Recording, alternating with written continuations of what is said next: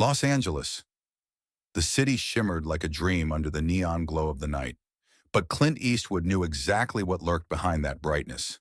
The deeper he moved away from Hollywood Boulevard, the more the city's real face revealed itself. Dirty streets, run-down buildings, and back alleys where crime ran rampant. Clint walked forward, slow but determined. His long trench coat swayed slightly in the wind. His face bore the harsh marks of time, yet his eyes remained sharp as steel, always alert. He had fought for justice for years, never straying from the path he believed was right, just like the characters he portrayed in his films. But now he preferred to stay away from the spotlight. He was heading to a bar owned by his old friend Frank, located in one of the city's rougher neighborhoods. Frank was a former Navy officer who had been running this place for years. But this wasn't just an ordinary drinking spot. It was a refuge, a meeting ground for crooked cops, ex-soldiers, mafia members, and those trying to escape the streets. Clint pushed the door open and stepped inside. A thick cloud of cigarette smoke hung in the air like a heavy curtain. Behind the bar, Frank greeted his old friend with a nod. "Clint, still breathing, old man," he said with a grin. Clint smirked slightly. "Still breathing, just a little slower." Frank lifted a whiskey bottle and placed it in front of Clint. "Men like you don't slow down. They just take more time to think." Clint took a sip of his drink. Just then the bar door swung open with force. A tall, dark-skinned man in a leather jacket entered. His eyes darted around anxiously. Clint immediately sensed that something was wrong. Years of experience had sharpened his instincts, and this man's body language screamed trouble. The stranger walked straight toward Frank. Their eyes met for a brief moment before Frank subtly gestured toward the back. Without hesitation, the man slipped through a small door behind the bar and disappeared. Clint narrowed his eyes. "Who was that?" Frank sighed. "An old friend. Or maybe an old problem." Right then, the deep rumble of motorcycles echoed from outside, followed by the sharp screech of car tires coming to an abrupt stop. Clint set his glass down and turned his head slightly. His instincts were already on high alert. The door swung open again, and three men stepped inside. All three were dressed in black suits, moving with the confidence of men who were used to being feared. The man in the center was older than the others, holding a cigar between his fingers. His sharp gaze scanned the bar before locking onto Clint and Frank. "Gentlemen, I hate to interrupt, but someone is hiding in here. It would be in your best interest to hand him over." Clint took a deep breath and leaned back in his chair. His hands subtly checked the position of his gun. He already knew these men weren't here for a friendly chat. Frank, ever the composed one, didn't flinch.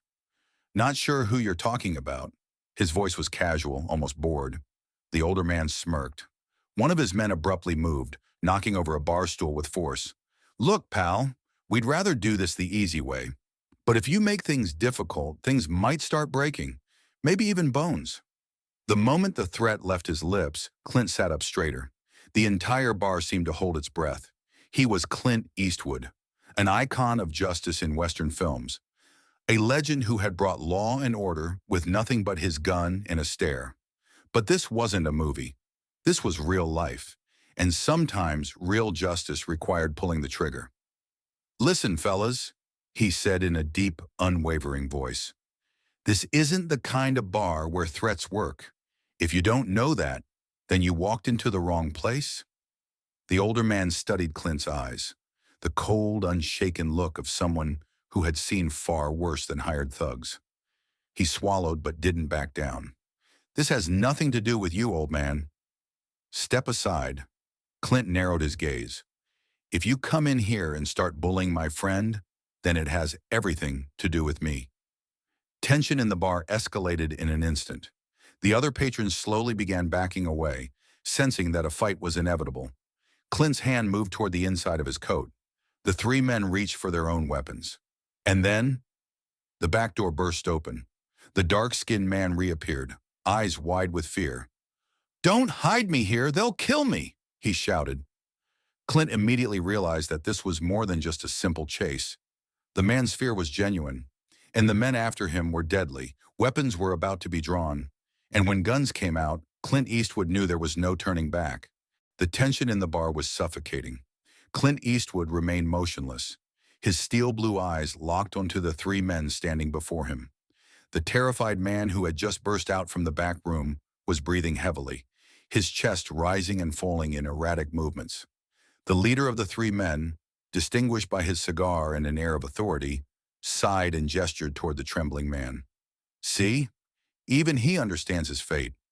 Now step aside and let us take care of business. Clint didn't move. He had seen enough violence in his time to know exactly where this was heading. His hand rested near his coat, ready to draw at the slightest provocation. You want him? Then tell me why. The cigar-smoking man raised an eyebrow. You don't need to know. Just know that this is none of your concern. Clint exhaled through his nose, unmoved. See, that's the thing. You barged into a friend's bar, started making threats, and now you want me to step aside without an explanation? That doesn't sit right with me. The room fell silent. The two henchmen glanced at their leader, waiting for the signal. The frightened man behind Clint grabbed onto the counter for support, his legs shaking. Frank, standing behind the bar, wiped his hands with a rag and sighed. I don't want trouble in my bar, boys. Maybe it's best if everyone just walks away. The leader smirked and took a deep drag from his cigar before flicking the ash onto the floor. That's not how this works, old man.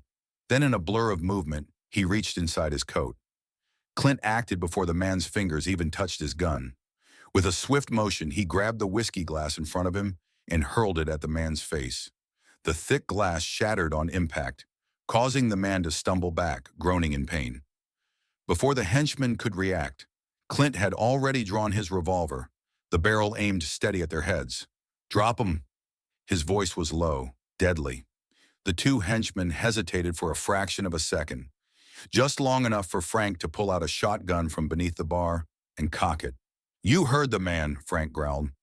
The taller of the two henchmen immediately lifted his hands in surrender, but the other one, fueled by either arrogance or stupidity, reached for his gun. Bang! Clint didn't hesitate. A single shot rang out, and the man's gun went flying from his hand, clattering onto the floor. He howled in pain, clutching his now bleeding wrist. The leader, still groaning from the glass shards embedded in his face, tried to regain his composure. You son of a... Clint stepped forward, pressing the barrel of his gun under the man's chin. You're done talking. A bead of sweat dripped down the man's temple. You have no idea who you're messing with.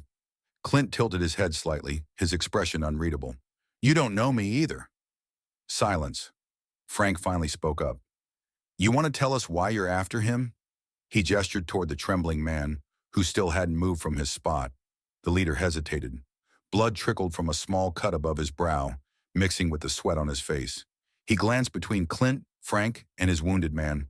Finally, he sighed. He stole something. Something important. Clint didn't lower his gun. What did he steal? The frightened man finally spoke up, his voice barely above a whisper. I didn't steal anything. I just saw something I wasn't supposed to. Clint's gaze flickered to the man. And what exactly did you see? The man swallowed hard, his Adam's apple bobbing. A murder! The room went still.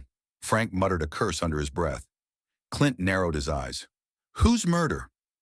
The man looked at the gang leader, then back at Clint. A city official. A big one. They killed him in cold blood, and I saw everything. If they let me live, I could testify. I could put them away. Clint took a long breath. He had gotten himself into something much bigger than he anticipated. If this was true, then these men weren't just some low-level thugs. They were connected, maybe to the mob, maybe to corrupt politicians. The leader sneered. You see the problem now? He's a liability. Clint tightened his grip on the gun. And what does that make you? The leader chuckled, shaking his head. You're old, Eastwood. You really think you can go against us? Clint smirked, but his eyes remained cold. Guess we'll find out. Frank sighed again. You know, I was hoping for a quiet night. Clint kept his aim steady. You and me both. The leader exhaled sharply. All right. We'll leave. For now. But this isn't over. He gestured to his men. The wounded one gritted his teeth as he was helped up, and the three of them slowly backed toward the exit.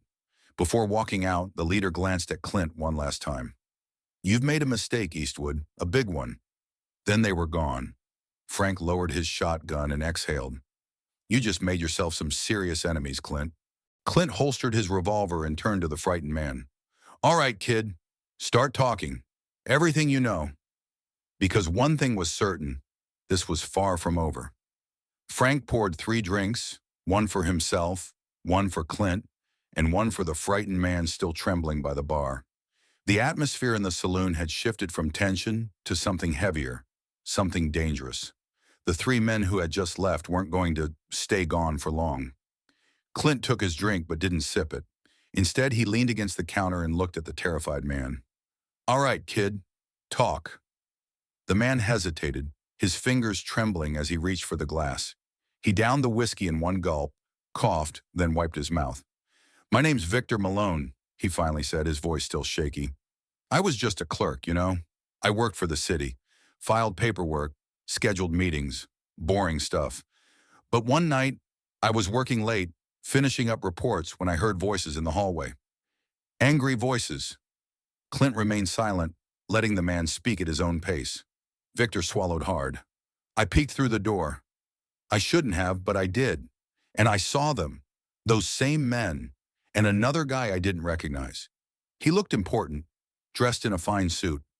I didn't know his name, but I'd seen him before at City Hall. Then, before I could even process what I was looking at, they shot him. Right there in the hallway. Frank exhaled sharply. Damn. Victor nodded rapidly. I knew I had to get out. I ran. Didn't even stop to grab my things, I just ran. But I wasn't fast enough. They saw me. They started chasing me. Clint narrowed his eyes. And you've been running ever since?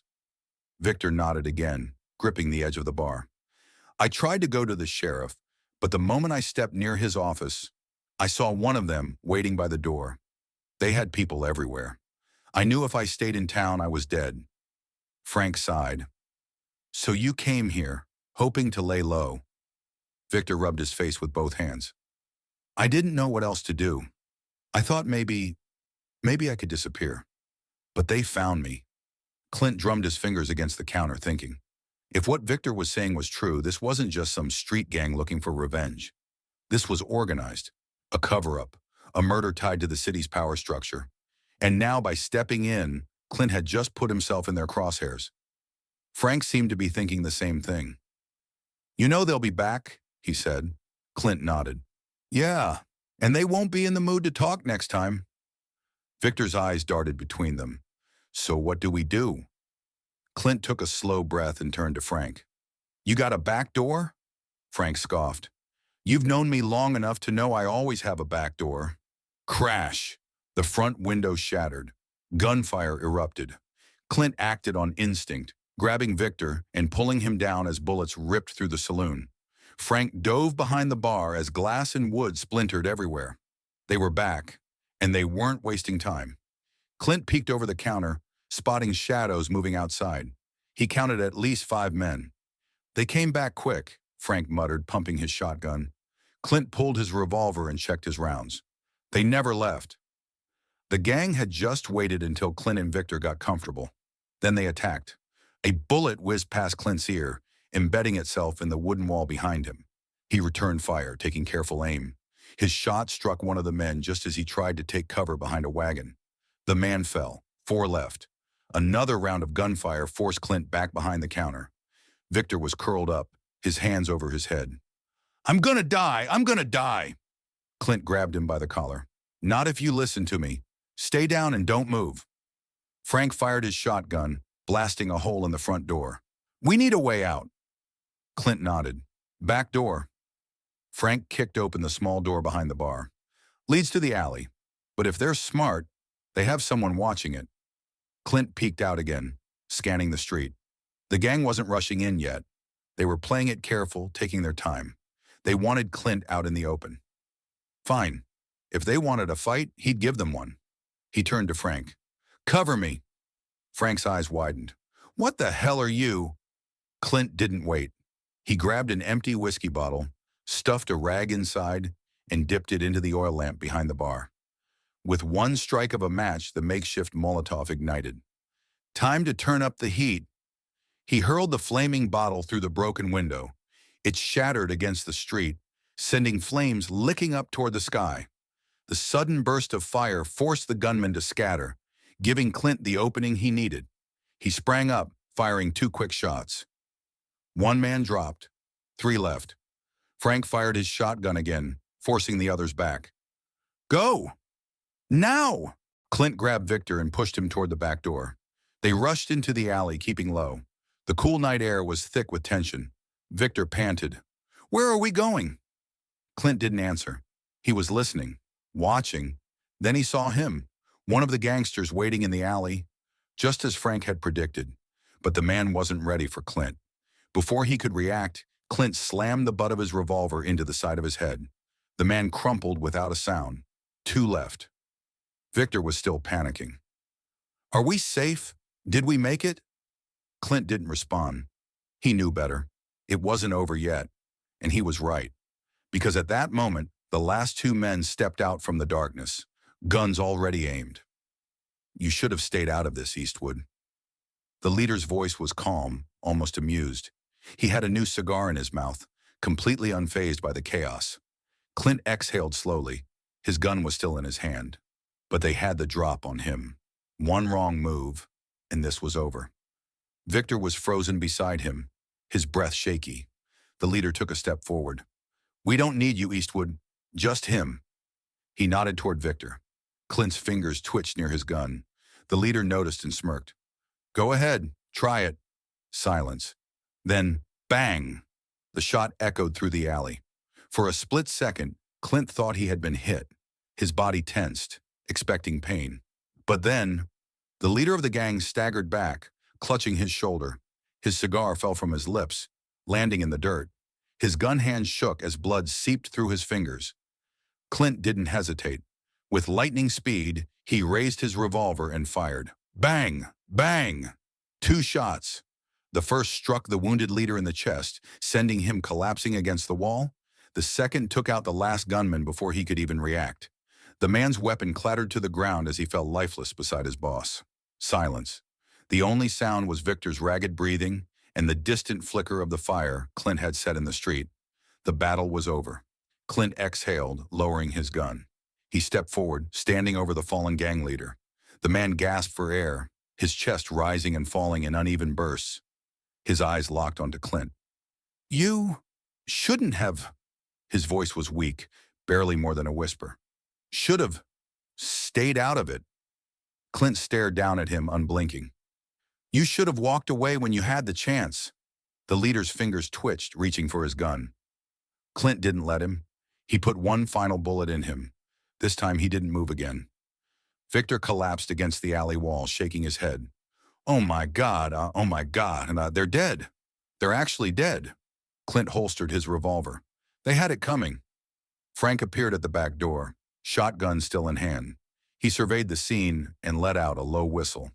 Well, hell, I knew you'd handle it, but damn, Eastwood, you sure know how to make a mess. Clint shrugged. They started it. Frank smirked. Fair enough. Victor finally seemed to realize he was still alive.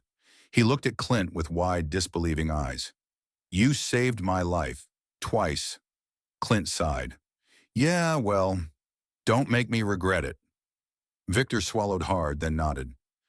I'll get out of town. Disappear for good. Start fresh somewhere far away. Clint glanced down at the bodies in the alley. Good idea. Make sure no one knows where you went. Victor wiped sweat from his brow, still overwhelmed. I owe you everything, Eastwood. Clint looked at him, then shook his head. You don't owe me a damn thing. Just stay out of trouble. Victor nodded quickly. He wasn't about to argue. Frank sighed, looking at the bodies again. Well, Sheriff's gonna have some questions. Clint turned toward him. Sheriff knew about them. He won't ask any. Frank considered that, then nodded. Yeah, you're probably right. Clint adjusted his hat. I should get moving. This town's got too many bad memories now. Frank gave him a knowing look. You ever find a town that doesn't? Clint smirked. Not yet. With that, he turned and started walking. The night was still dark, but the weight of unfinished business had lifted. He had done what he came to do. As he reached the edge of town, He glanced back one last time. Frank was already dragging one of the bodies away. Victor had disappeared into the night. The saloon still stood, a little more battered than before, but standing nonetheless. Clint tipped his hat and kept walking. Another town, another fight. And the legend of Clint Eastwood continued.